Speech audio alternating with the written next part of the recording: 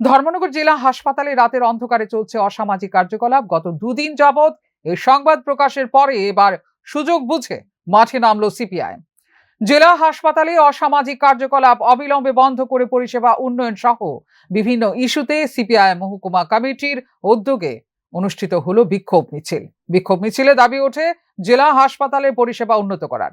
একইভাবে দাবি ওঠে নিট 2026 প্রশ্ন ফাঁস কাণ্ডে জড়িতদের কঠোর শাস্তি এবং কেন্দ্রীয় শিক্ষামন্ত্রী ধর্মেন্দ্র প্রধানের পদত্যাগ। দুর্নীতিমুক্ত শিক্ষা ব্যবস্থা চালু, এমজিএন রেগায় বছরে 200 দিন কাজ এবং দৈনিক 600 টাকা মজুরি নিশ্চিত করা। পাশাপাশি পেট্রোল, ডিজেল, রান্নার গ্যাস ও নিত্য প্রয়োজনীয় দ্রব্যের মূল্যবৃদ্ধি নিয়ন্ত্রণ করারও দাবি ওঠে।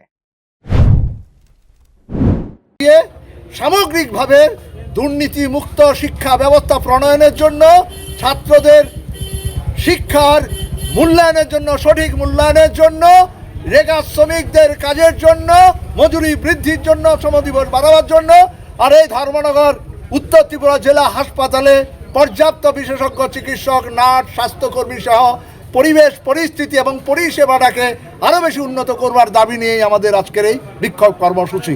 আমরা সকলকে অভিনন্দন জানাই এই কর্মসূচিতে সামিল হওয়ার জন্য। এদিনে কর্মসূচিতে সাধারণ মানুষের ব্যাপক অংশগ্রহণ লক্ষণীয় ছিল। ফিউরো রিপোর্ট, নিউজ নাও।